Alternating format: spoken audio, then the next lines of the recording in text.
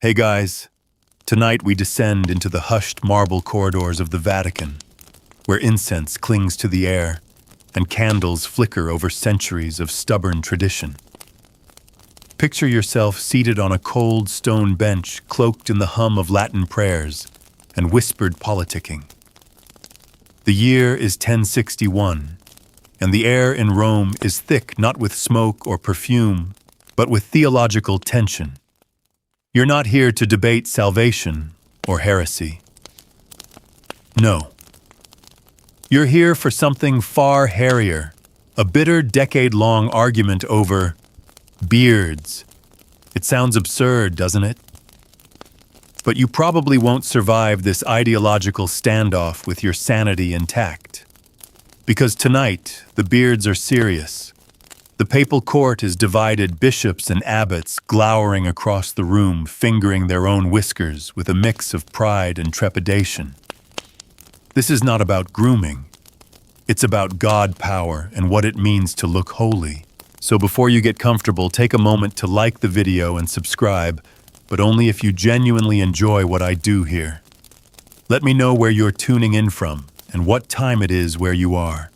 I love seeing how far this sleepy little community stretches. Now dim the lights, maybe turn on a fan for that soft background hum, and let's ease into tonight's journey together. You find yourself as a newly appointed cleric, robes still stiff with starch, invited to a theological council in Rome. You're nervous, of course. Rome is the beating heart of the faith, and this gathering feels momentous. Cardinals are arriving from France, Germany, and distant corners of the empire, their entourages murmuring in Latin and Old Church Slavonic.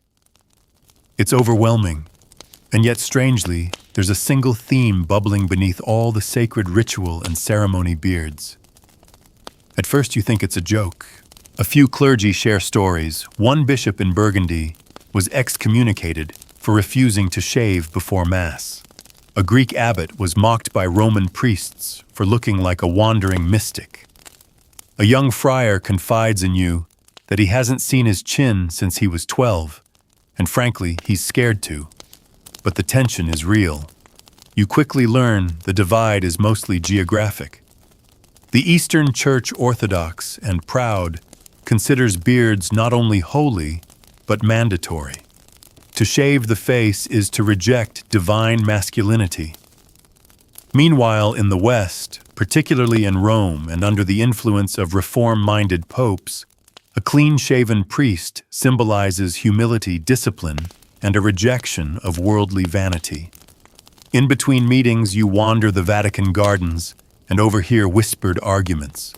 One elderly cardinal hisses that beards are a relic of paganism. Another claims Christ himself wore one, so who dares to defy that precedent? It's hard to say who's right, and it's harder still to ignore how angry people are getting over this. Soon the issue isn't just personal, it's political. Pope Alexander II has ascended to the papal throne, and while he doesn't declare open war on beards, he quietly begins to favor clean-shaven priests in appointments and ceremonies.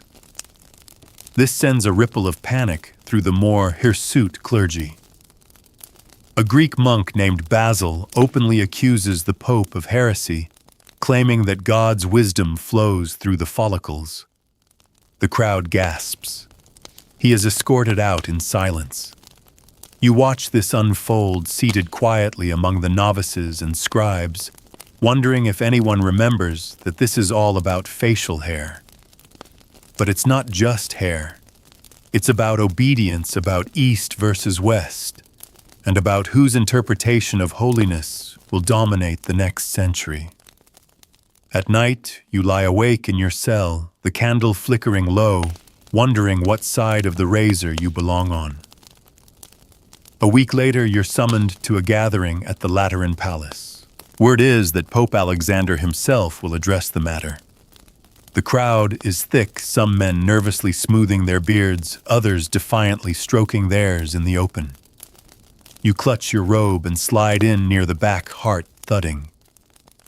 The Pope speaks slowly, thoughtfully. He praises the Eastern tradition, sort of. Then he pivots, citing the reforms of St. Peter Damian, who once likened bearded priests to goats at the altar.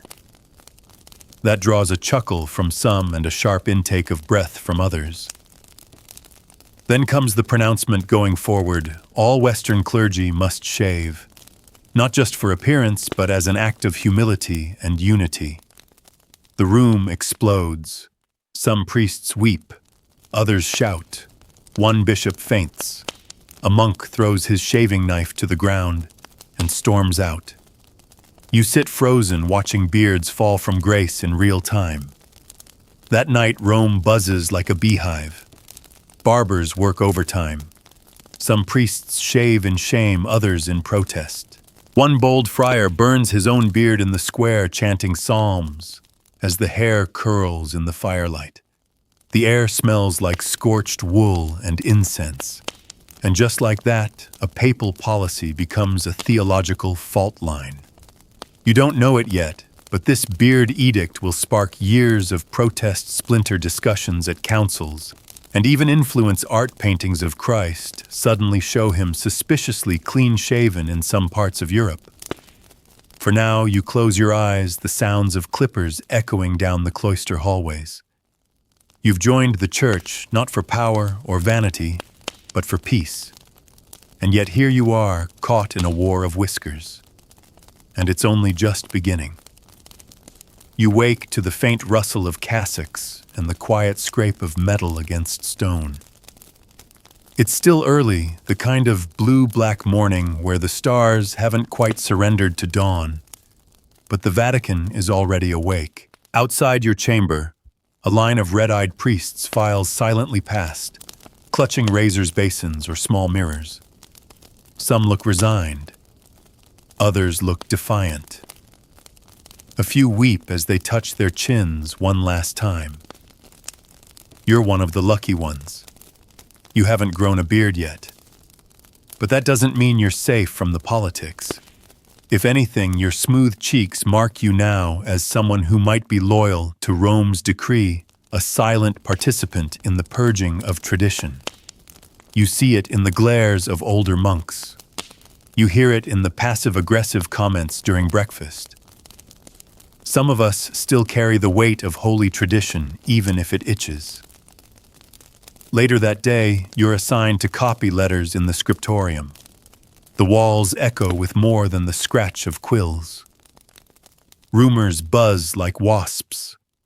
Some say the Patriarch of Constantinople has already drafted a furious letter denouncing the papal stance on shaving. Others claim emissaries from the East plan to confront the Pope directly. A third theory, more dramatic, suggests that Rome is secretly preparing to excommunicate bearded clergy who refuse to comply.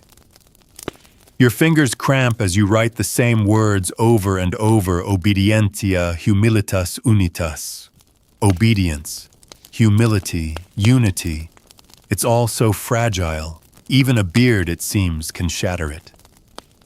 By midweek, the conflict escalates. Monasteries split internally. Some monks retreat into silent protest, growing their beards longer in secret. Others lock their razorless brethren out of communal meals. It's gotten ridiculous. A senior abbot from Milan refuses to give confession to anyone with facial hair, citing concerns over sinful pride clinging to the chin. Meanwhile, the Vatican releases an official statement lavishly illuminated and gilded that tries to soften the blow.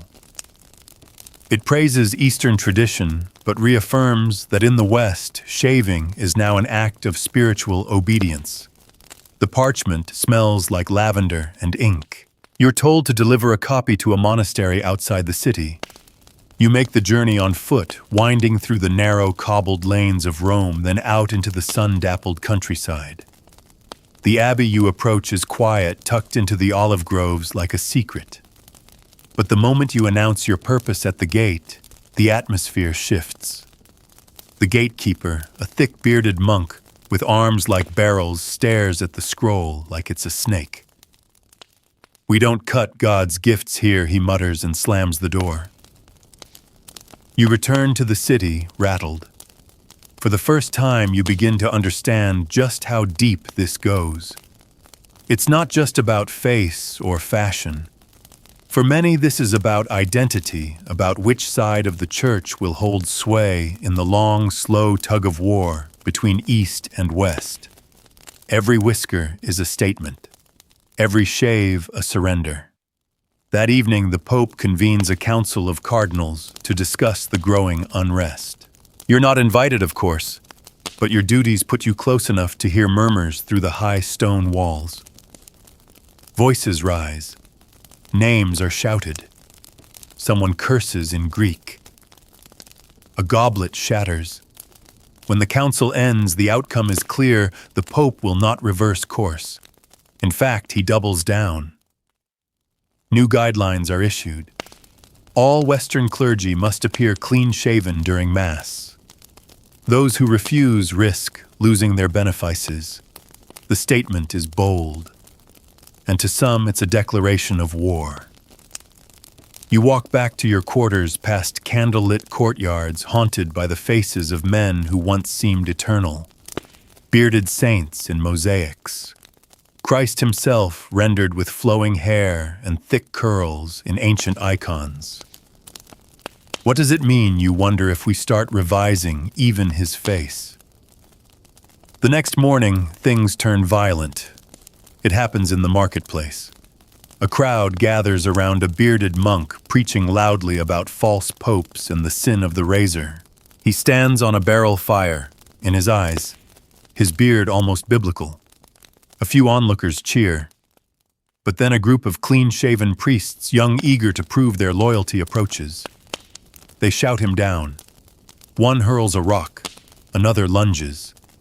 The monk stumbles, blood smearing his cheek, and his followers pull him away. You see it from a distance. You see the hatred in both sides. And suddenly, the entire church feels like it's teetering on a razor's edge, no pun intended. Within the Vatican, factions are quietly forming. One camp supports the Pope's reforms, seeing them as a way to modernize and unite the West. The other clings to older ways, citing scripture tradition and the wisdom of the Eastern Fathers. Tensions mount during prayer. Silence turns brittle. You keep your head down. You listen. You learn. And slowly, you realize something: this debate, as absurd as it sounds, is becoming a symbol. A proxy war. Beneath the beard argument lies every unresolved tension of the church ritual versus reform, East versus West tradition versus obedience. And you're caught right in the middle, wondering whether faith is something that should be worn on your face or hidden trembling deep beneath the skin. You're sent to assist in the archives next, tucked away beneath layers of dusty stone and the ever-present echo of dripping water. It's cool down here, mercifully quiet compared to the muttering rage of the upper chambers. Your task is to sort and inventory documents from the last 3 decades. Letters, decrees, sermons, and relic inventory sheets.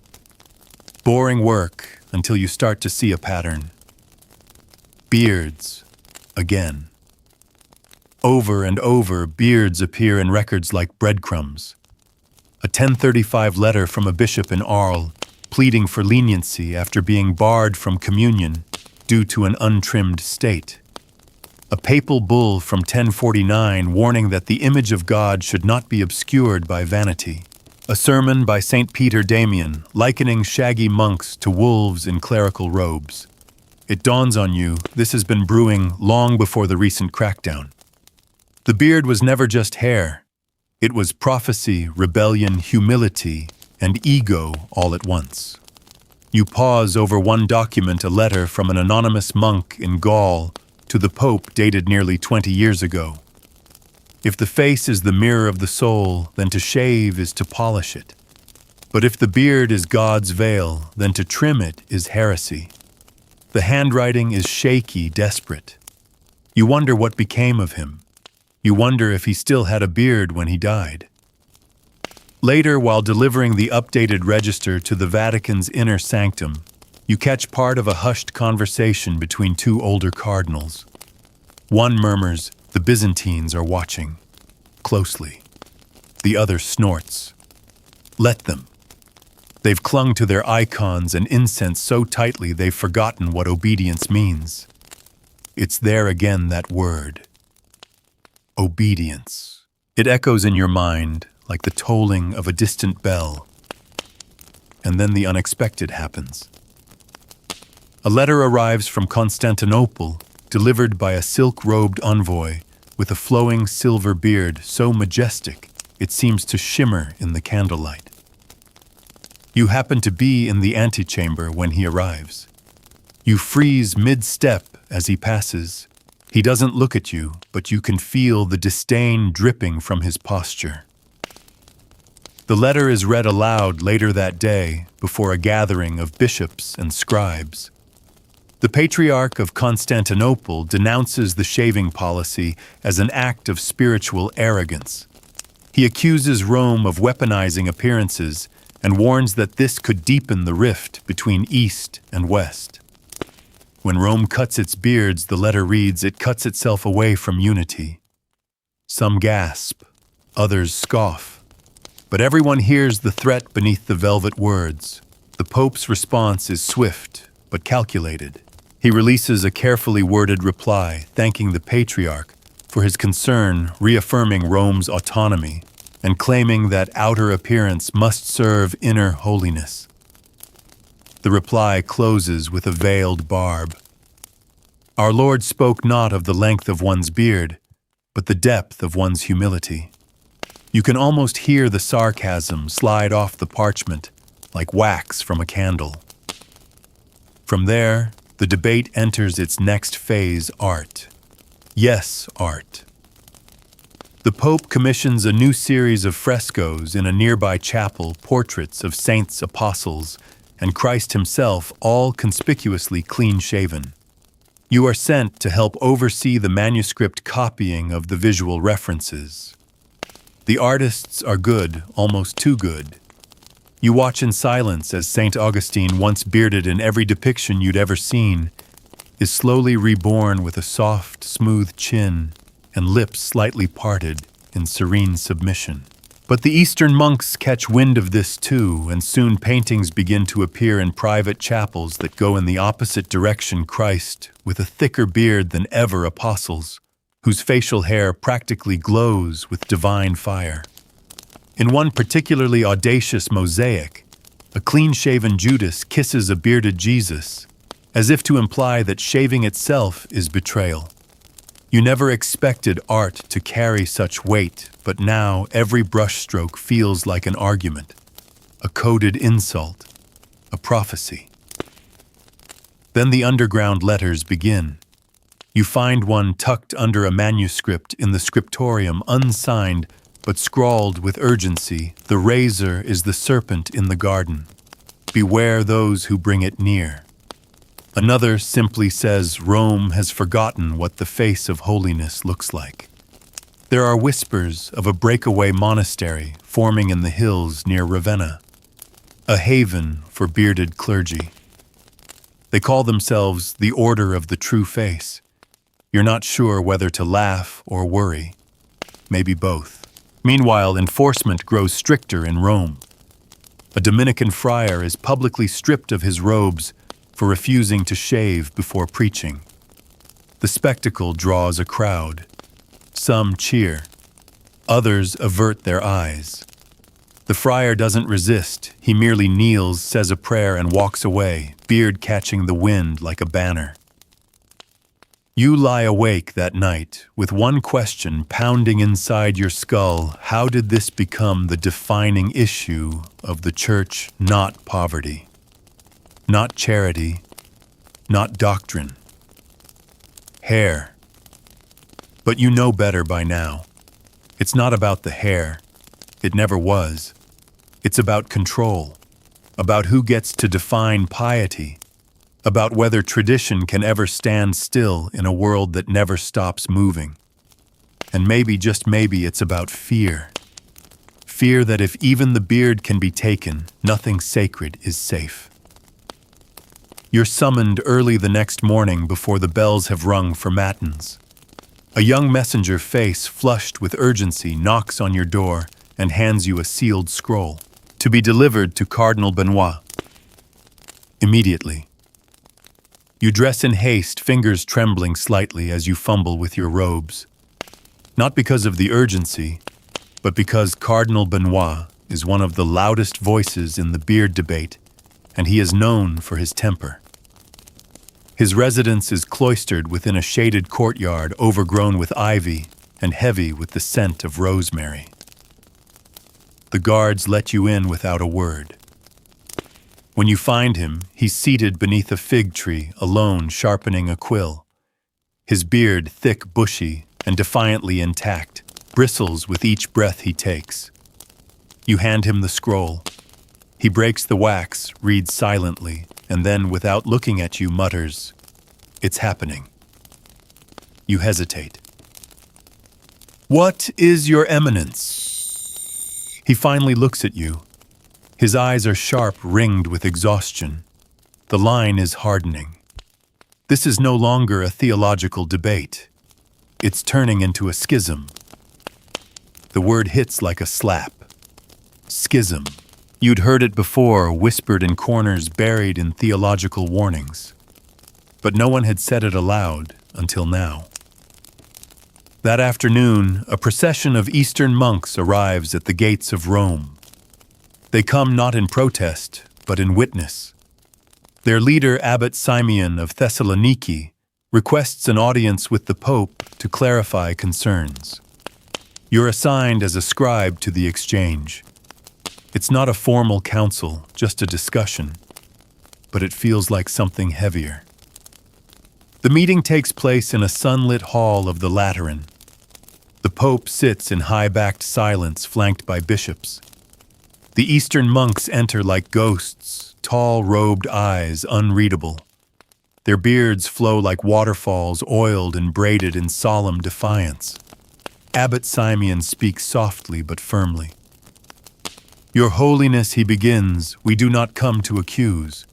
We come to ask, is this the face of unity?" The Pope replies with ceremonial courtesy, but there's a chill beneath the surface. He explains the Western emphasis on simplicity, on removing distractions, on creating a visual sign of obedience. He quotes Augustine. He references Peter Damian. He speaks of discipline. Then Simeon asks the question that silences the room. Did Christ ask his disciples to shave before they followed him?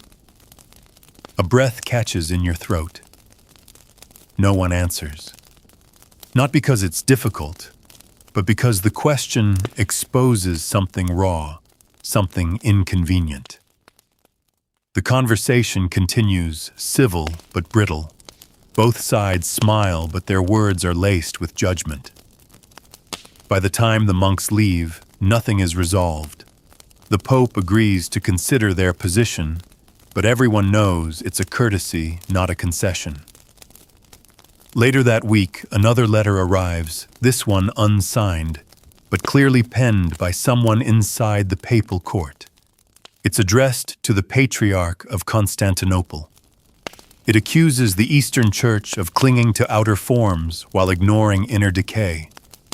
The tone is bitter, scornful. It leaks within days, and the damage is immediate. In response, the Patriarch publicly questions whether Rome has begun to drift into spiritual narcissism.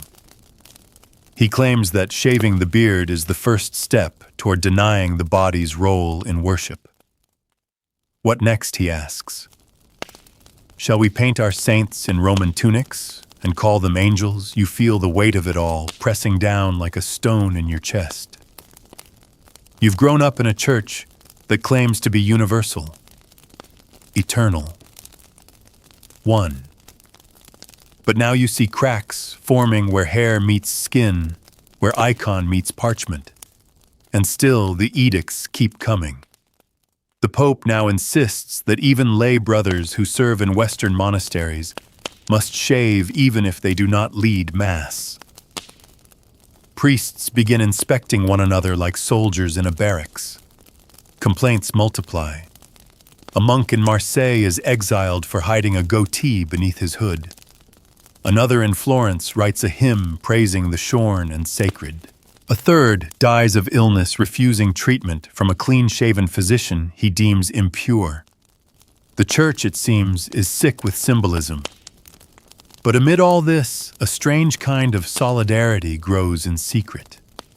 At night, in private chapels and garden alcoves, those on both sides of the divide begin to pray together. You witness it by accident. Sneaking through the kitchen corridor, you spot a young deacon and a grizzled Eastern monk kneeling side by side before a candle-lit icon. Their heads are bowed. One is clean-shaven. The other's beard glows like a flame. No words are exchanged, just silence, shared silence.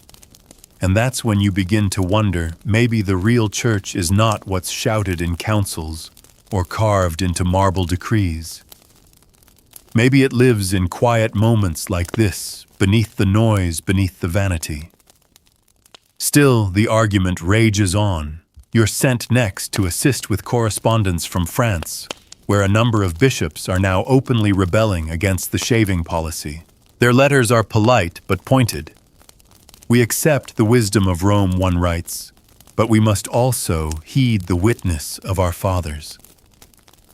Another bishop includes a charcoal sketch of a bearded Christ with the caption, "Would you shave the face of our Savior too?" The Vatican's response is colder now, less patient. An official from the Curia pens a decree likening bearded priests to masks of pride hiding mouths that should speak only truth. It's circulated quickly, too quickly, and with each copy the divide deepens. You copy the decree with heavy hands. The ink smudges, the lines blur, and for the first time since arriving in Rome, you feel something unfamiliar rising in your chest. Doubt. The doubt doesn't leave you. It lingers through the Lenten fast, through the rituals you've performed a dozen times before without question. Now every gesture feels loaded, every bow of the head, every flick of holy water like it's been corrupted by the creeping politics of appearance. You even find yourself staring into your wash basin in the mornings, pressing your fingers against your smooth chin.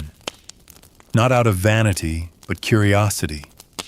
What would grow there if you let it? What side of the schism might bloom on your own skin? Word arrives that the monastery in Ravenna, the so-called Order of the True Face, has grown. From a mere half-dozen dissenters, they now number in the dozens. Refugees from across Italy and beyond. Priests, monks, even a few nuns who claim the shaving edict is a sign of Rome's growing obsession with control. Their community has become something of a pilgrimage site. Pilgrims travel days on foot to hear sermons spoken with whiskered authority, to touch the beards of holy men as if they're relics. You're sent there. Not as a spy, you're told, but as a neutral observer, a scribe of goodwill. It's an uncomfortable assignment. You pack your things in silence, unsure whether this is a punishment or a test. The journey takes 3 days, winding through spring damp fields and crumbling Roman roads. When you arrive, the monastery is alive with soft chanting. No banners fly, no declarations are made. But the message is everywhere. Beards flow like rivers. No one mentions the Pope. They don't need to. You're greeted by a brother named Matteo, an older monk with a voice like warm stone. He welcomes you, offers bread and beans, and leads you to the chapel. The walls are bare, save for one fresco, Christ seated, bearded eyes wide with sorrow. There's no gold, no Latin inscriptions, just paint and presence. You spend the night in a quiet cell. No guards, no locks. Just the hum of bees outside and the rustling of bearded monks brushing past your door. In the morning you attend their service. It's beautiful, humble. Unlike the opulence of Rome here, everything is stripped back. The hymns are older, the Latin more archaic, and when the homily begins, it isn't shouted. It's spoken with a gentleness that unsettles you more than any fiery sermon ever has. Let us not make razors our gods, Brother Matteo says. Let us not confuse discipline with disdain. The face of a man is not a threat to the divine.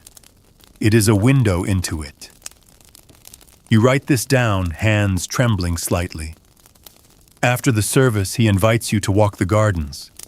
You talk for hours about the church, about obedience, about fear. You ask if he believes they'll be excommunicated. He nods, eventually, and you're ready for that. No, he says, but we're ready to lose the approval of men if it means preserving the image of God. That night you find yourself staring again into your small mirror, your reflection haloed in candlelight. You wonder what your face would look like beneath a few weeks of defiance. You wonder what you would lose, what you might find. Back in Rome, things are turning. The Pope has issued yet another statement this time declaring that any priest who defies the shaving decree jeopardizes the unity of the Church and undermines the authority of the Holy See. It's harsher than anything yet. The tone has shifted from encouragement to enforcement, from shepherding to sharpening. Punishments follow. Bishopric appointments are revoked. A dozen priests are recalled from their dioceses. One cathedral in Aquitaine is shut down altogether after the entire chapter of canons refuses to comply. Some protest quietly, others loudly.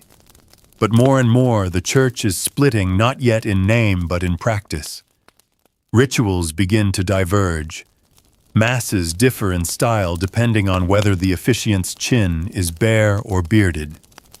A new kind of visual litmus test. When you return to Rome, you're called to give a report to one of the curial officials. You choose your words carefully. You emphasize the community's humility, their adherence to prayer and sacrament, their lack of violence or sedition. The official barely looks up. And what of their beards? They're prominent, you say. He nods once, coldly. Then they are proud. You're dismissed with a wave. As you leave, you hear two guards outside debating the matter. One jokes that perhaps Christ will return only to be refused entry for not having shaved. The other doesn't laugh. He says he started hiding his razor, just in case. You realize something then. The fear is everywhere. It's not just in the Vatican halls or the Eastern monasteries. It's seeped into the kitchens, the courtyards, the dormitories. Every young priest who hesitates before shaving. Every novice who fingers his stubble at night. Every old monk who turns his face toward a statue and wonders if he still resembles his God. It's no longer about doctrine. It's about identity. And identity once questioned spreads like fire through dry parchment. You sleep fitfully that night, dreaming of a church split in two, not by heresy, but by a hairline fracture that no one saw coming. And the razor, always the razor, gleams quietly in the background. The next morning, Rome feels heavier. The bells ring at matins, but fewer voices respond. In the refectory, the usual murmur of conversation has dulled to anxious silence. You notice eyes scanning one another across the table, quick glances toward the jawlines of fellow priests, noting who still shines smooth and who dares to show the shadow of resistance. No one says it aloud, but you feel it rising in the air, the beginning of mistrust. Outside, a new proclamation has been nailed to the public board in the square beside the basilica. You read it with growing unease. It announces the formation of the Inspectores Barbae, a special clerical task force charged with monitoring the grooming standards of priests, monks, and any man acting in ecclesiastical capacity. Under the guise of preserving order, the church is weaponizing grooming into surveillance. Some laugh nervously, others look pale. You think of the Order of the True Face in Ravenna. What would they say to this? You imagine Brother Matteo reading the proclamation and responding not with outrage but with a long sigh and a whispered prayer. A resistance not in noise but in stillness. You're assigned to transcribe the announcement for distribution to the provinces. As your quill scratches across the vellum, the words begin to hollow you out. Let no man obscure the reflection of the divine with the pride of the flesh. He who conceals his face may conceal other things. It feels more like an accusation than a decree. That afternoon, a younger monk named Lucien approaches you quietly in the corridor.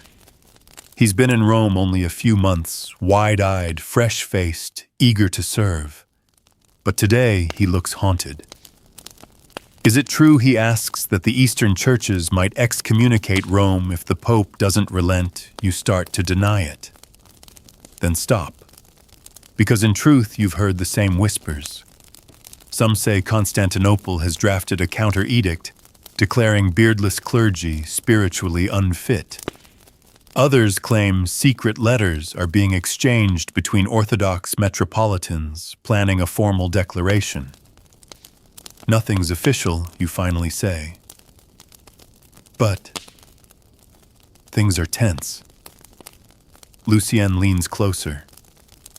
My brother's a monk in Thessaloniki. He says they're praying for our return to the beard. A pause. And they mean that literally. By the end of the week, 3 more Western bishops publicly denounce the papal grooming decree. One resigns from his post, choosing instead to join the Ravenna community. His farewell letter is published and read aloud in cloisters across Italy. I cannot trim away what God gave me without trimming away my peace. If the face of Christ bears a beard, so shall mine. Rome responds with fury. A council is called. Though not as grand as Lateran or Nicene, its urgency gives it weight. Cardinals gather tense and red-faced. You are there, perched quietly among the scribes, watching as the bishops debate not just theology, but optics, politics, and legacy. This is about more than beards, one cardinal says, banging his fist on the table. It is about whether Rome speaks for the whole church or merely for its reflection. Another rises in rebuttal. We are not altering Christ's image. We are refining ours. A clean face is not rebellion, it is humility. The room crackles with dissent. Voices rise. And in that moment you realize there are not 2 sides to this conflict, but dozens. For every priest who shaves in obedience, another shaves in fear. For every man who grows a beard in protest, another grows it in quiet solidarity, unsure whether he even believes the cause. What began as a clear divide has become a web of conflicted loyalties. One bishop suggests compromise, perhaps allowing beards for those in remote orders, or recognizing Eastern custom as separate. But the Pope's representative, stern and sharp-featured, rejects it outright. The body of Christ must not be split by latitude. You wonder silently if it's already too late. After the council, you're asked to help archive the minutes. As you sift through parchment, your eyes catch a detail buried at the bottom of one cardinal's remarks. Consider the implications for statuary and iconography. Future generations must not be confused. It strikes you suddenly. The fight isn't just for now. It's for centuries yet to come. For how Christ will look to children born 1,000 years from now.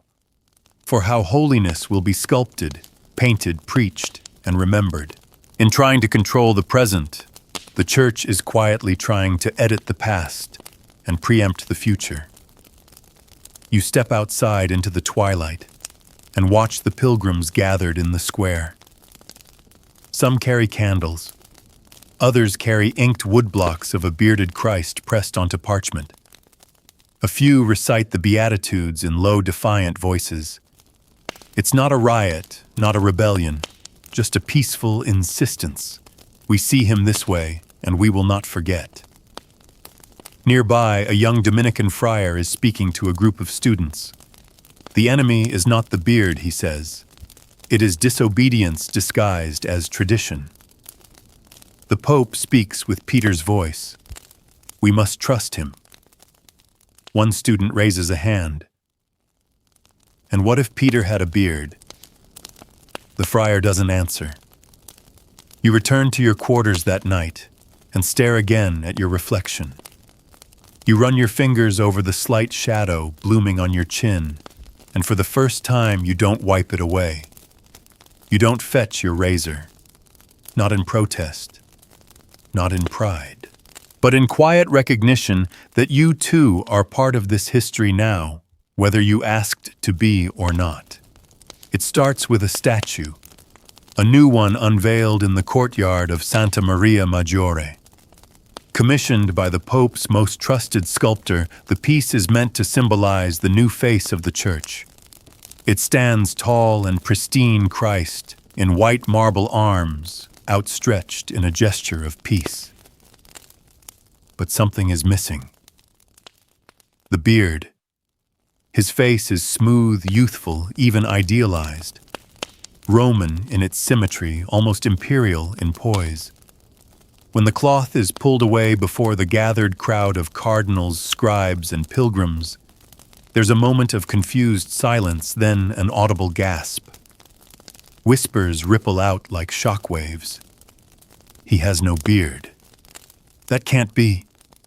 It's unrecognizable. You're there in the crowd, your heart skipping. The sculptor steps forward, bowing slightly, his voice firm. In this image, we see the clarity of Christ's message stripped of worldly adornment. But many don't buy it. A few faithful turn away. One older monk kneels before the statue and quietly begins to weep.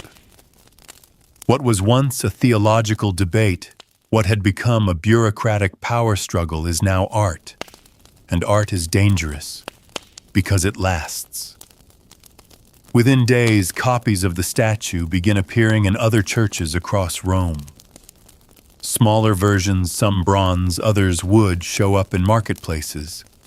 Clean-shaven icons begin to replace older ones in chapels. You help transcribe an inventory of approved devotional art and realize with dread that this is an institutional push, a rebranding. But the backlash is just as swift. Word spreads of an Eastern church in Venice where a group of worshippers gathered at night and rebearded their Christ mosaic with paint and ash. They lit candles and prayed in whispers, refusing to leave until dawn. The priest there didn't stop them. He knelt among them, brushing soot into the tiles with his own fingers.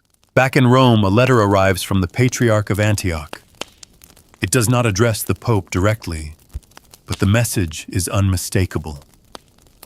When we sculpt Christ in our image, we risk forgetting he sculpted us in his. That phrase is repeated throughout the city, chalked onto stone walls, whispered during vespers, scratched into the underside of pews. Even a few coins are found in the market with the inscription etched on the rim. Rome tries to stay ahead of the backlash. A new catechism lesson is distributed to seminaries emphasizing that external forms must yield to inward grace. Instructors speak with urgency as if racing a tide. Christ's essence is not bound to a beard, one says. It is bound to his words. But the students aren't convinced. You see it in their silence, in their downcast eyes, in how quickly they close their notebooks when class ends. Even among those loyal to Rome, confusion is growing. Older priests quietly write to their bishops asking for clarification. Younger monks begin referencing early church fathers who depicted Christ with a beard. Suddenly, everyone is an art historian. Everyone is a theologian. Everyone is choosing sides. You're asked to prepare a shipment of updated devotional prints for a convent outside Bologna. As you pack them, you can't help but glance at the faces. Dozens of Christs, all smooth-cheeked, their expressions serene, almost distant. You feel something tighten in your chest. You flip one over and scribble a question on the back before placing it in the crate. If I don't recognize his face, will he still recognize mine? Back in the scriptorium, the whispers grow louder. One scribe starts a private collection of forbidden faces, hidden copies of older icons, sketches passed around like contraband. He shows you one, a tattered woodcut of Christ with deep-set eyes and a tangled beard. I keep them, he says, not because I worship the beard, but because I don't want to forget.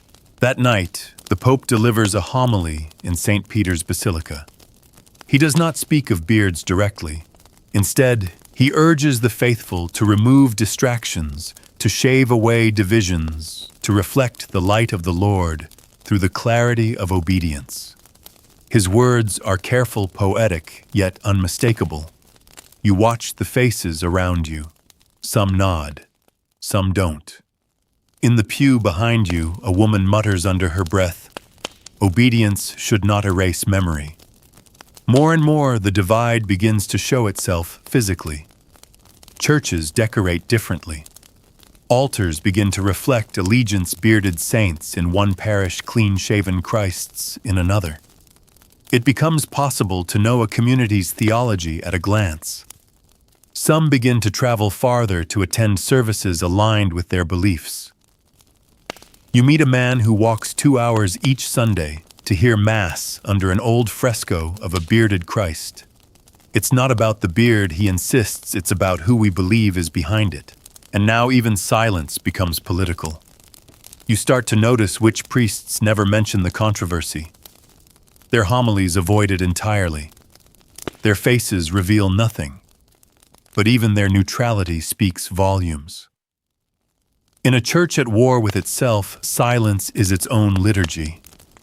The Vatican releases a pamphlet clarifying once again no doctrine has changed. No article of faith has been revised. The image is symbolic. But you've copied enough letters, heard enough mutterings in corridors, seen the fear in too many eyes to believe this is symbolic anymore. This isn't about beards. It's about power, identity, memory, and whether the church can truly be one when even the face of Christ is disputed. As you extinguish your candle that night, you realize something else. It's not just a statue anymore. It's a mirror. And no one is sure what they're supposed to see. The war of the face spreads into song. You first hear it in a cloister garden, where 2 novices hum an old Latin hymn, but change the words. Instead of Domine dona nobis pacem, it becomes Domine ostende nobis voltum tum. Lord, show us your face. A soft rebellion hidden beneath plain chant. They stop when they see you listening, but the echo lingers in your ears for hours. Soon, altered hymns begin to surface everywhere. In the countryside, pilgrims chant verses honoring the ancient beard of the Lord. In Venice, a choir of Eastern refugees performs a haunting motet that ends with a single repeated phrase, non raditur Christus. Christ shall not be shaved. Rome tries to respond. New compositions are ordered. Choirs rehearse modernized anthems with lyrics about clarity, purity, obedience. But the songs don't catch on. They lack the old weight, the depth born of centuries. People still sing them because they must, but not with conviction. In your own heart, a quiet refrain begins to grow. It hums in the background as you walk the hallways, as you copy letters, as you listen to debates and dodge questions. What is it we're really shaving away? Then comes the Jubilee. It should be a time of unity, a celebration of divine mercy held once every 25 years. Pilgrims pour into Rome hungry for indulgence, for spiritual renewal, for forgiveness. The city blooms with banners and bustle. Bells ring. Confession lines stretch down basilica steps. It should be beautiful. Instead, it becomes a reckoning. The crowds are not as united as Rome hoped. Some wear small wooden beard tokens strung around their necks, tiny carved symbols of protest. Others carry smooth, shining medallions with the inscription, "In obedientia salus," in obedience salvation. You spot both in the same pews. And in the basilicas, the statues speak louder than the sermons. Some pilgrims openly cry in front of the new, clean-shaven Christs. Others light candles only beneath older, hidden icons tucked away in side chapels, weathered but faithful. A few priests try to stop them. Most let it be. The Pope delivers a homily in the Lateran Basilica addressing the world. He says the Church is stronger when it looks forward, that unity demands difficult sacrifices, that appearances must not distract from the gospel. But by now, the beard isn't just an appearance. It's become a theology, an identity, a relic of memory too cherished to be snuffed out with rhetoric. During the Mass, a group of bearded monks from Ireland enters late. They process silently barefoot and kneel in the center aisle. The entire congregation freezes. No one stops them. No one speaks. They simply kneel, heads bowed, beards long and tangled. The Pope continues as if nothing has changed. But the tension in the basilica is thunderous. Later in the streets, skirmishes break out. Not riots, not yet, but clashes. A priest is heckled for shaving in public. A monk is shoved for refusing to. A young seminarian has his razor stolen and thrown into a fountain. He doesn't report it. He just stares into the water, watching the metal sink. You are assigned to interview pilgrims, an effort to gather feedback for Rome's internal records. You ask a widow from Bavaria what she thought of the Jubilee. She hesitates, then says, "I came to see the face of Christ." I'm still not sure if I did. Another man, a former soldier from Provence, tells you, "I came for peace. But I found a church arguing with its own reflection." Even among the scribes, the atmosphere has shifted. One by one, the younger ones stop shaving, quietly. Not as a gesture of rebellion, but because they no longer trust the reasons they were told to do it in the first place. You watch as even the most loyal priests begin to question. Some double down, writing treatises defending the new direction. Others request leave, returning to rural parishes where the issue hasn't penetrated so deeply. You begin to realize something: this was never going to be solved with decrees or councils. The Church is no longer debating grooming habits. It's wrestling with image, with memory, with the tension between tradition and control. And you too are no longer neutral. You catch your reflection in a fountain, your beard now growing in patches, uneven but visible. And something inside you settles. You didn't grow it to defy Rome. You grew it because the silence demanded something visible, something honest. At night you write in your journal, "They keep saying it's just a beard.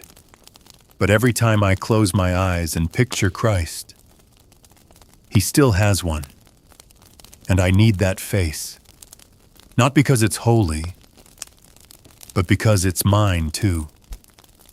The schism, if it comes, will not be declared with trumpets or bulls. It will happen quietly in the hearts of the faithful.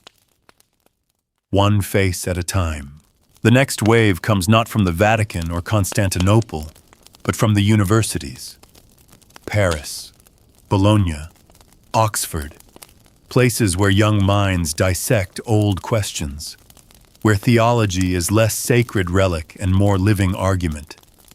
You hear of it first through passing whispers in the cloisters, students debating beards in the margins of Aquinas, reinterpreting Paul's letters, citing obscure Eastern theologians with a zeal usually reserved for heresies. Then the manuscripts begin arriving. Treatises with titles like De tonsura et veritate on shaving and truth, Imago Christi et Imago Clerici, the image of Christ and the image of the cleric. Each one more nuanced than the last. You're assigned to copy one particularly provocative work penned by a young lecturer from Paris. His thesis that the face of Christ is not the battleground, but the battlefield has crept into it. He writes, if we seek to mirror the divine, we must ask what kind of mirror we are. Do we reflect light, or do we simply polish ourselves until only our egos remain? You pause mid-sentence. Reread the line. Write it again. Then underline it in your own copy, knowing it will never be seen by anyone but you. Rome is not pleased. Word spreads that the Curia has banned certain books. Some students are excommunicated for refusing to shave before their thesis defenses. Others are quietly warned, defy Rome and your degree means nothing. But the more Rome pushes, the more the students push back. You receive a letter from a former novice now studying in Padua. He tells you the students there have begun holding secret vigils not of rebellion, but of mourning. They chant the Psalms in candlelit chambers, holding painted faces of Christ, with beards restored in ink and charcoal. We are not preserving tradition, he writes. We are preserving recognition. You write back, but never send your reply. What would you say? That Rome is no longer a place of certainty, that you can't even look at the new statuary without feeling unmoored. Instead, you keep the letter tucked into the binding of your psalter.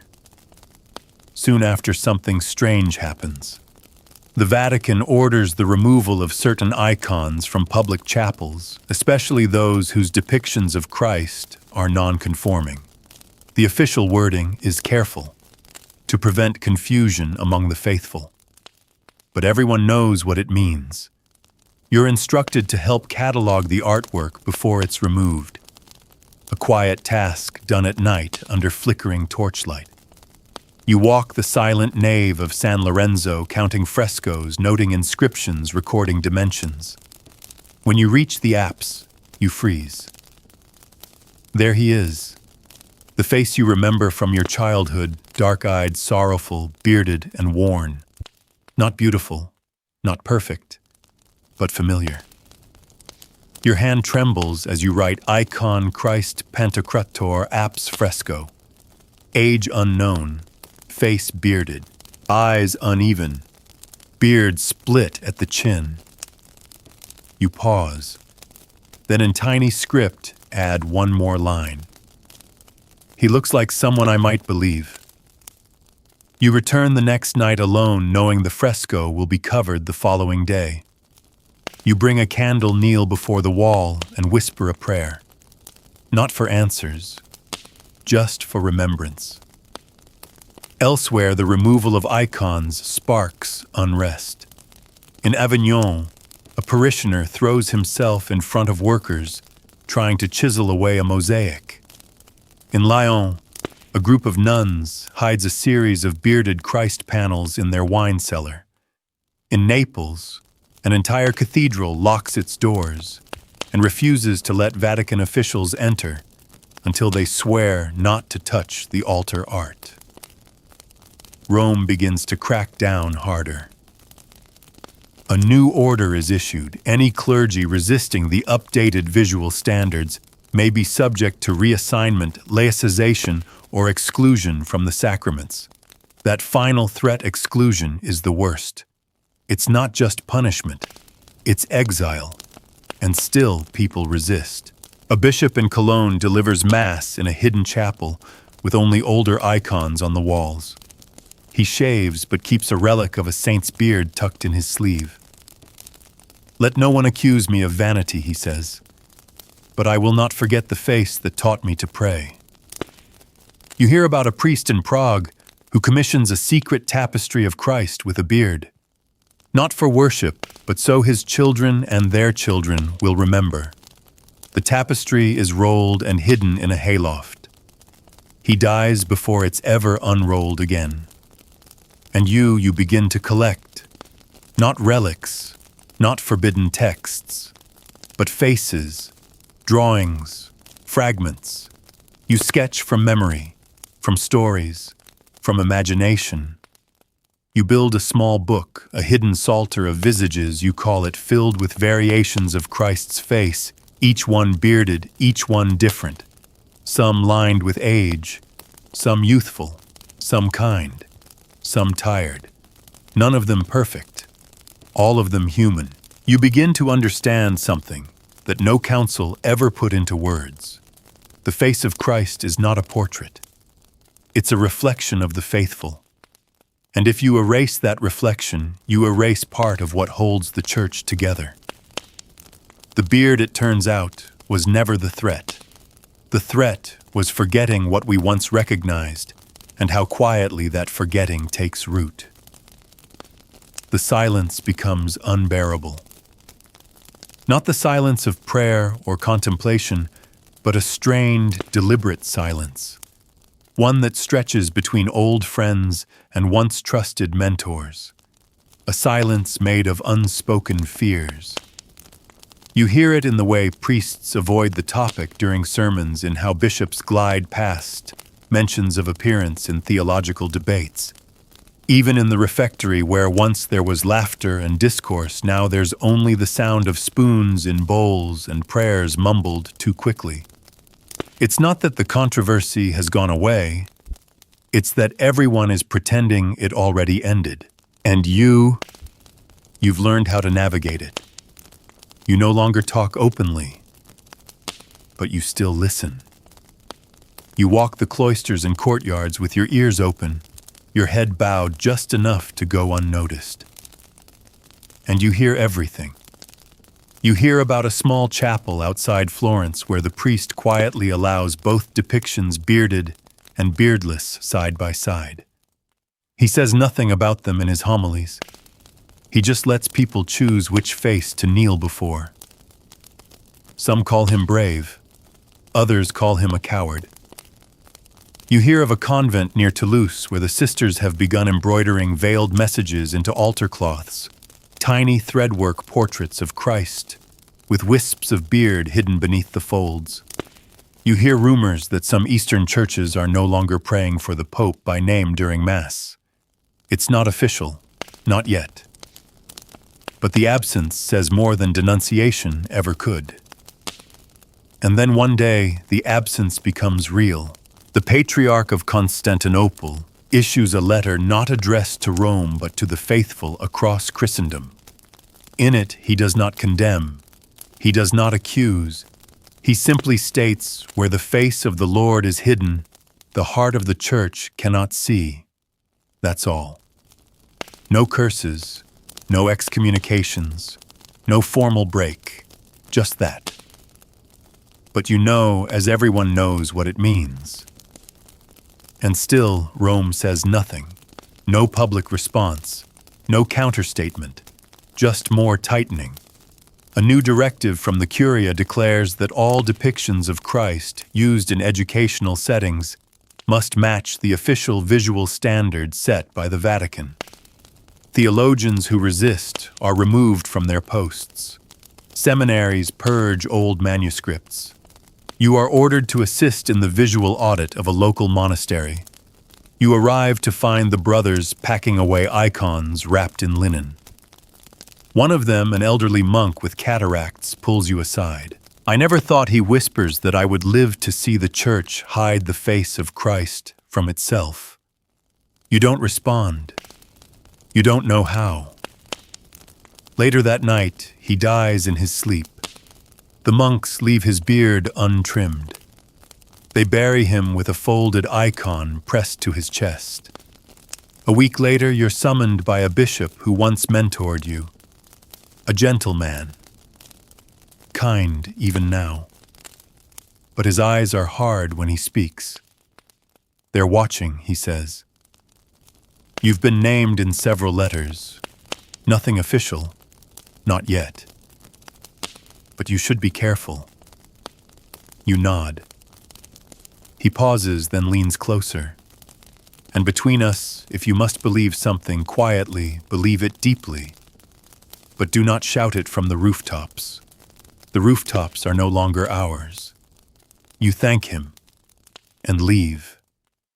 That evening you burn the outer pages of your secret sketchbook, the psalter of visages, not out of fear, but out of clarity. You save the pages that matter, the ones that aren't just faces but emotions.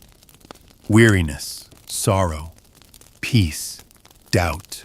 You tuck those pages behind the wooden panel of your cell.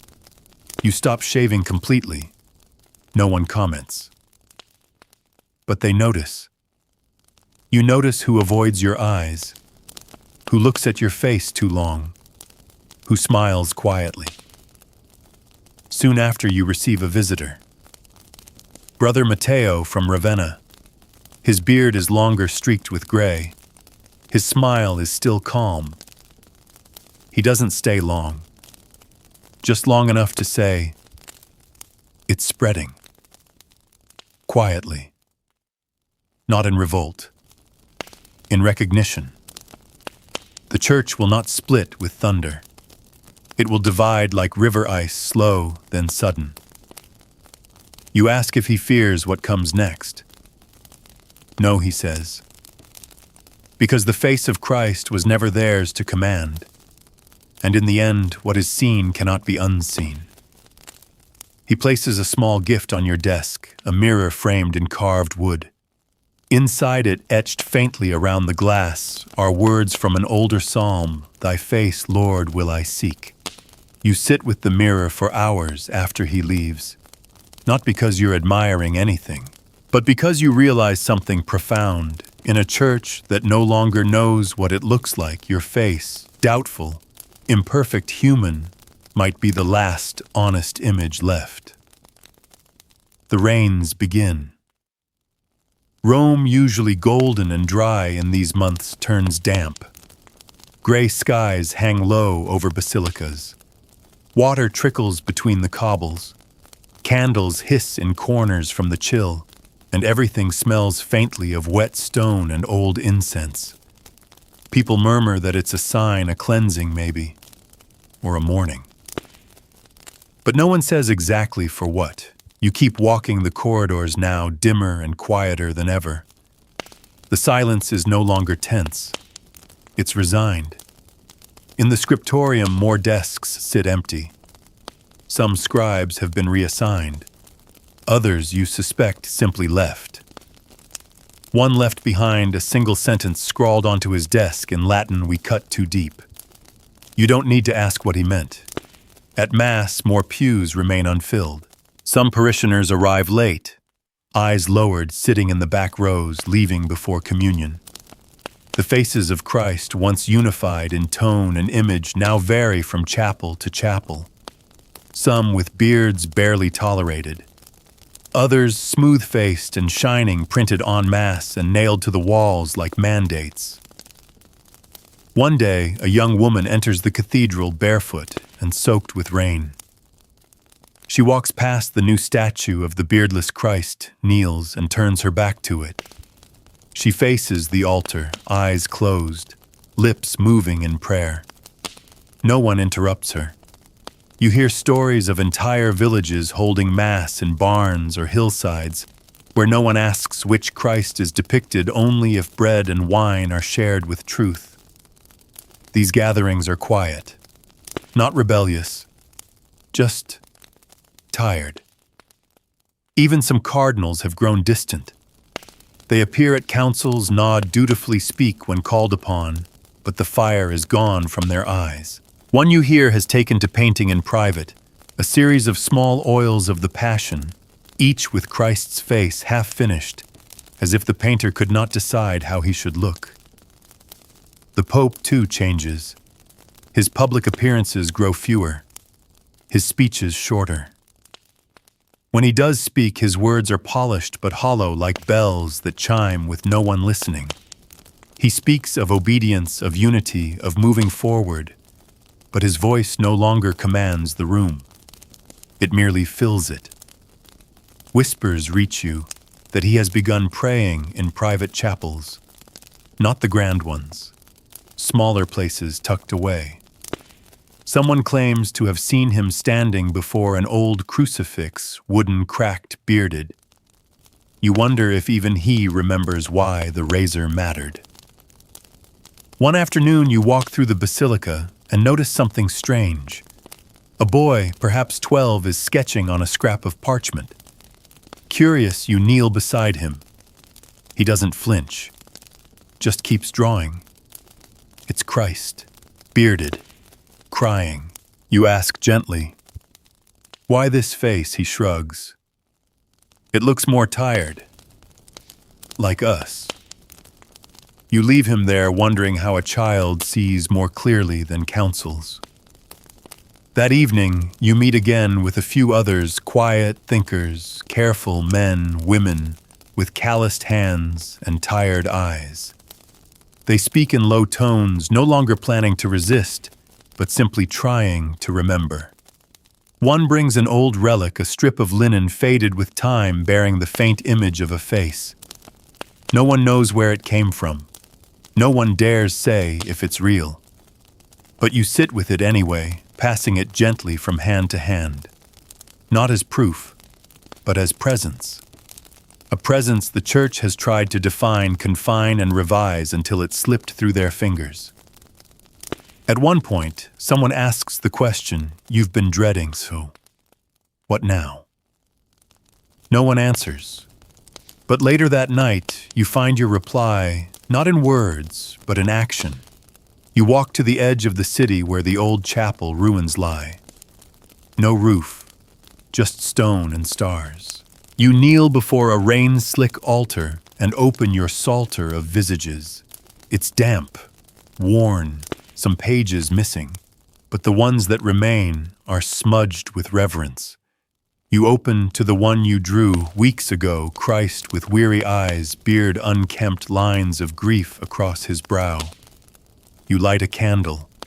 You sing, softly, a hymn with no melody, no doctrine, no agenda, just longing. The face of Christ has fractured into 1,000 mirrors across Christendom. Some gleam, some crack, some lie shattered. But as long as even one reflection remains in the hands of someone who remembers not what he looked like, but what he meant, then not all is lost. And you realize as the candle flickers in the dark, they can remove the icons. They can revise the teachings, but they cannot shave memory. And memory, when kept alive, one whispered prayer, one hidden sketch, one candlelit vigil at a time, is stronger than decree and holier than silence. The first formal break doesn't come with trumpets. It comes with a letter. Not a dramatic excommunication or a thunderous decree, but a simple parchment from the Archbishop of Thessalonica, addressed to the brothers and sisters of the West. It is measured careful and heartbreakingly direct. We will no longer send delegates to Rome while the image of Christ is debated rather than embraced. We will not erase his face to fit convenience. Our communion with the truth remains, but our table now stands apart. You read the words 3 times before it sinks in. It's not schism, not officially, but it's the first real severing. A rope once frayed, finally cut. Rome reacts swiftly. Another decree is issued, this one sterner than before, full of legal phrasing and defensive theology. It reasserts papal authority. It declares visual conformity as a necessary measure to preserve doctrinal clarity. But there's no celebration behind it, just fatigue. The bishops distribute copies like ashes on Ash Wednesday, somberly, automatically, as if hoping the act alone will put the matter to rest. But it doesn't. Instead, more churches across Europe begin to drift. Not in open defiance, but in small ways. An icon of the old bearded Christ returned quietly to a side altar. A painting that was removed now hanging again without fanfare. A priest, who simply stops mentioning the policy altogether. You begin to receive letters from old colleagues, scribes, clerics, even once zealous defenders of the shaving decree. Most write in cautious tones. Perhaps we acted too hastily. Perhaps the church should have trusted its people to remember the face on their own. One writes simply, if the image divides, then the image is not the problem. The insistence is. Meanwhile, the people, ordinary, weary, devout, start leading in a way the clergy no longer can. In markets, women begin sewing small cloth images of the bearded Christ onto prayer shawls. Not elaborate, just outlines. Faces passed hand to hand like family heirlooms. You see one woman cradle hers as she lights a candle. You see a child trace the beard with a finger and smile like it's someone he's met. In a fishing village near Genoa, you hear of a wooden crucifix that weeps, not tears, but salt water, as though the sea itself is mourning. People gather around it daily. The Vatican sends a delegation to investigate. But before they arrive, the locals have already built a chapel around it. Quiet, wooden, warm. You are sent to write a summary on regional iconography deviations. It's meant to be clinical, objective. But every entry feels like a story. Parish and Bruges choir painted new murals over the old, replacing beardless faces with familiar ones. When asked why, the choirmaster said, "We sing better when he looks like that." Village near Krakow, group of stonemasons carved a statue of Christ with beard and calluses. Placed at crossroads, no priest has dared remove it. Community in Seville held a procession where the statue of Christ bore half a beard, half clean-shaven. The banner read, "Let both faces walk with us." Even in Rome, subtle changes appear.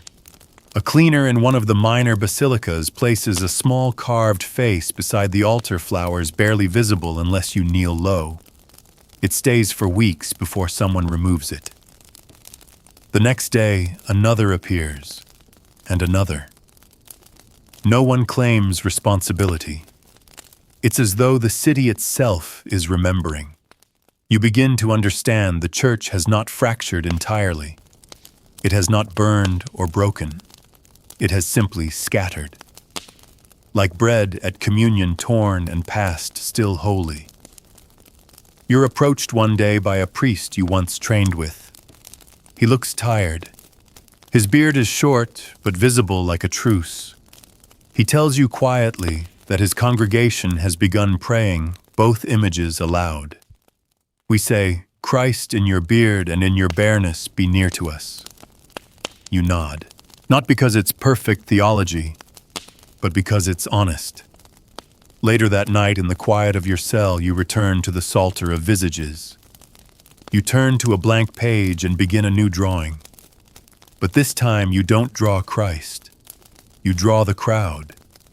Bearded, clean-shaven, old, young, angry, weeping, praying. All gazing upward, all seeking, each one hoping to see something they recognize. Each one holding on to the faintest hope that the church might do the same. And for the first time in months, your hand moves easily, without fear, without calculation. Because this page is not for the archive. It's not for Rome. It's not even for history. It's for the ones still kneeling, still whispering, still waiting for the face they knew to look back at them again. You're awakened before dawn by the sound of distant bells, not the grand chimes of cathedral towers, but smaller ones from village chapels beyond the walls.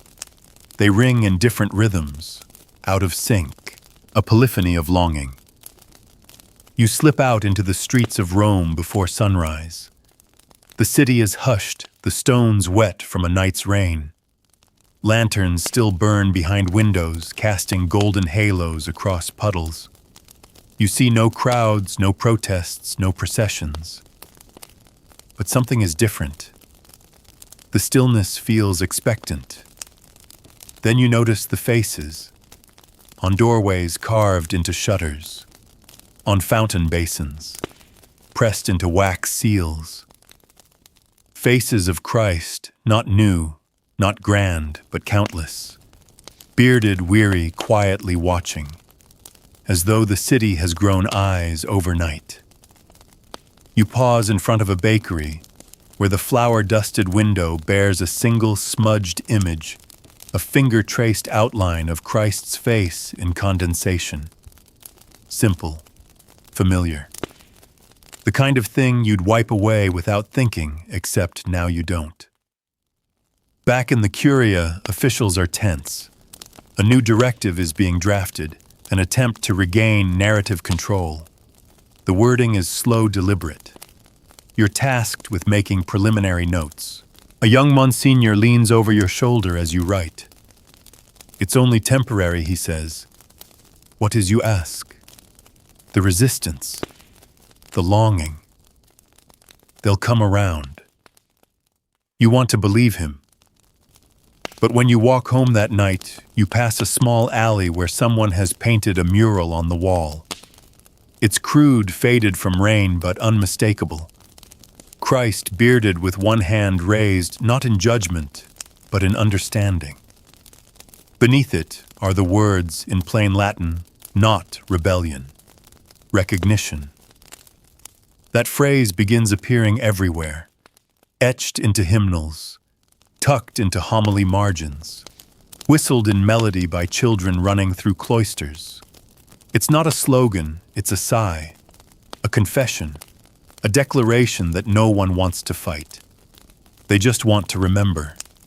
You attend a small mass outside the city walls, a rural chapel, fewer than 20 gathered. The priest speaks softly, stumbling once as he describes Christ's mercy, his hands, his words. Then he hesitates. You see it, the old fear creeping in. But he lifts his head, takes a breath, and says, and his face, however you remember it, looks at you with love. A silence falls over the room. Not awkward. Sacred. Afterward, an old woman presses a small icon into your palm. Wood chipped, painted long ago. The eyes are soft. The beard is barely more than a shadow. But you know who it is. She doesn't say anything, only closes your fingers around it. You carry it home without wrapping it.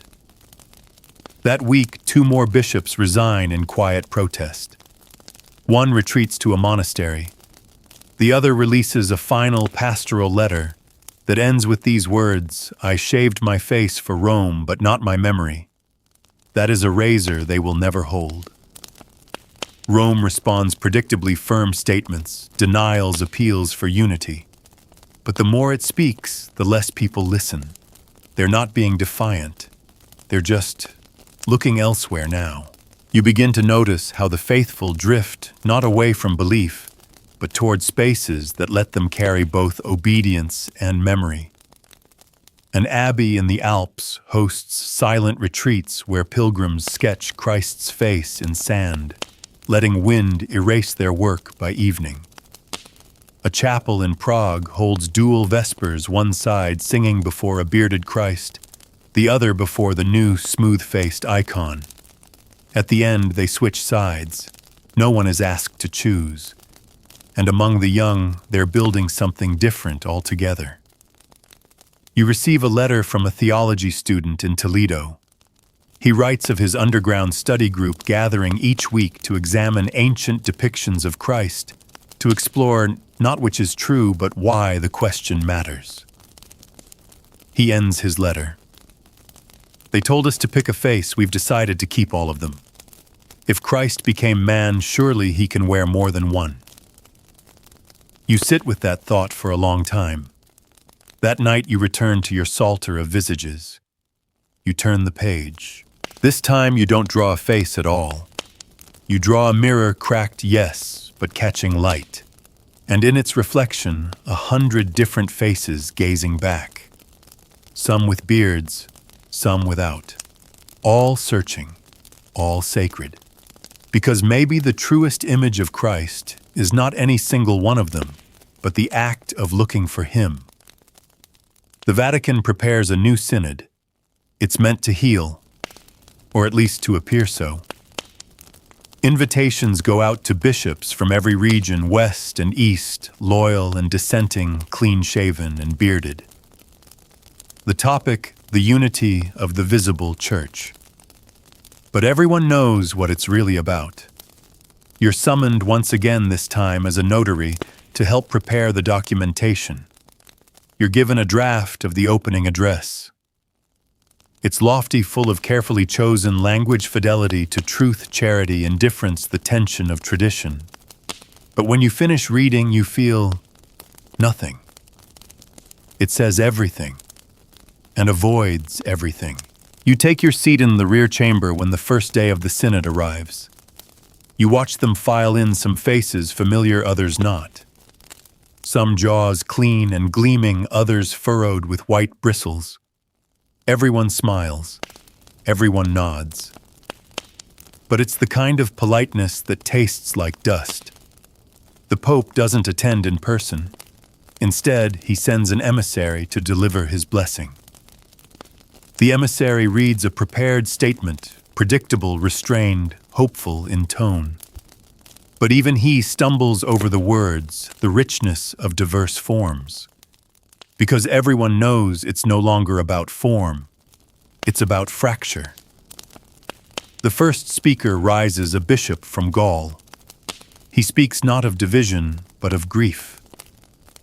We did not lose faith, he says. We lost reflection. We traded recognition for order. His words strike like a bell, not loud, but lingering. Later, a young archimandrite from Constantinople takes the floor. He speaks gently, almost hesitantly, but with unshakable clarity. He holds up a small painting, Christ in agony, the beard streaked with blood and sweat. When we strip him of this, he says, we do not purify him. We sanitize him. You look around the hall. Some lower their eyes. Others lean forward. One cardinal clutches his crucifix so tightly his knuckles go white. But then comes a different voice. An older bishop from Spain rises, stern, sharp. He speaks of obedience, of the need for consistency, of the chaos of unchecked diversity. He warns that the church cannot survive 1,000 faces, each interpreted freely. We must reflect one image, he says, or we cease to be one body. The room splits visibly, silently. The day ends in ambiguity.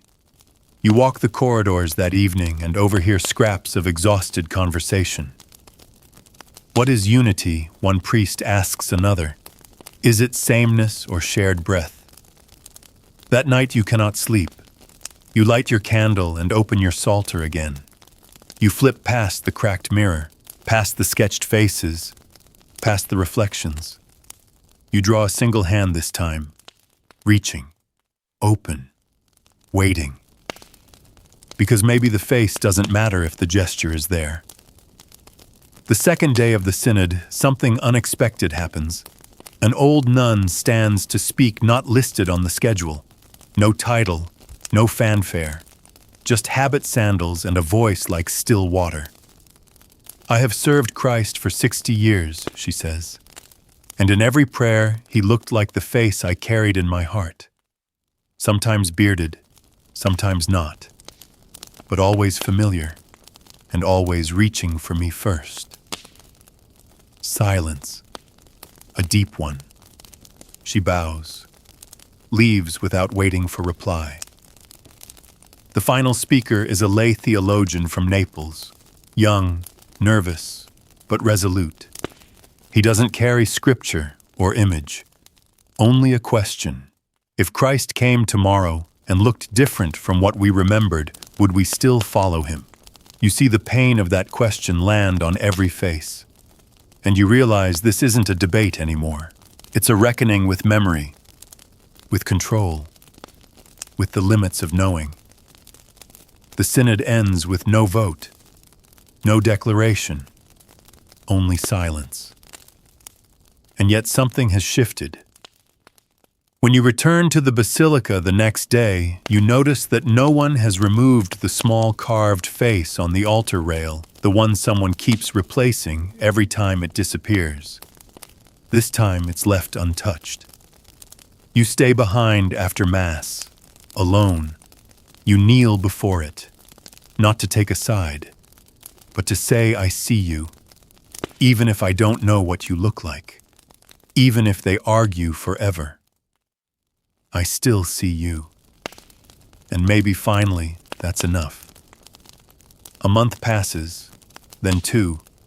The synod's silence becomes its own sort of answer. No edict is issued. No compromise announced. No sides declared winners. But neither is there punishment. For the first time in years, there's stillness, not peace, but a kind of breath held between storms. Rome softens its grip. Quietly, without admitting error, the official visual standard stops being enforced with urgency. The inspections fade. The decrees grow vaguer. And in the void, something gentler begins to grow. You walk the nave of San Clemente one evening and notice an old icon restored.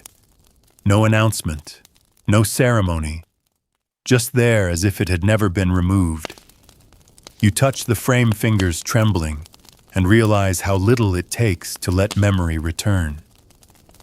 In Avignon, a bishop reintroduces the older liturgy, allowing both images of Christ to sit side by side on the altar. When asked if Rome had approved it, he simply says, "They didn't stop me either." In a small chapel outside Mainz, a local priest begins a quiet tradition. During each homily, he passes around a mirror. Everyone must hold it for a moment. Not to check themselves, but to remember that they too bear an image worth seeing. Some laugh awkwardly, some cry. No one refuses. Even the Pope seems changed. You hear rumors true, perhaps, that he's taken to praying in the gardens with a single old icon tucked under his robe. That sometimes when he thinks he's alone, he looks at it not with power, but with longing. You no longer write decrees, not because you've been dismissed, but because there's nothing left to write. Instead, you teach. A handful of young novices now sit with you in the old scriptorium, copying the Psalms, drawing margins, asking questions. You never tell them what to believe. You simply hand them your psalter of visages, one page at a time, letting them see, letting them choose. One asks, which face is true? You smile, the one that draws you closer. He nods and returns to his ink, beginning a new face on a blank sheet, part memory, part hope, all reverence. And one morning, just before sunrise, you walk out of the city to a hillside chapel where a small crowd has gathered. Farmers, widows, children, monks from both camps. No robes, no guards, no official banners, just faces, real ones. They take turns stepping forward to light candles before two icons, one bearded, one not. No one is told which to honor. No one chooses one over the other. They kneel between them, between memory and meaning. You kneel too, and suddenly, without warning, the tears come. Not of sorrow, not of relief, but of recognition. Recognition that the church, battered, confused, splintered in silence, has somehow impossibly found a way to hold both faces without shattering. You rise with the others. No declaration is made, no final words spoken. But you know something holy has happened, something the razors could never reach. So now you lay back, your eyes heavy, the whisper of that hillside still lingering in your thoughts. You let the candlelight of memory dance behind your eyelids, flickering between images, the Christ of your childhood, the Christ of your fear, the Christ of your forgiveness. Not one face, many. not contradiction. Communion. Because that's what the story really was, not about hair, not about politics, not even about Rome or Constantinople. It was about a people trying to hold on to a God they could see, and a church trying to shape a God they could manage. It was about what happens when certainty becomes control and when memory becomes resistance. And most of all, it was about what we do when even the image of Christ becomes contested ground. Do we fight? Do we flee? Or do we listen for the sound of footsteps in the garden and remember that the first question God ever asked was, "Where are you?" Not "What do I look like?" Not who is right, but simply, "Where are you?" And maybe, just maybe, the right answer is to stop drawing lines and start lighting candles, to sit with others in the space between images, and let God find us there, right where we are. Bearded, beardless, broken, searching, remembered, loved.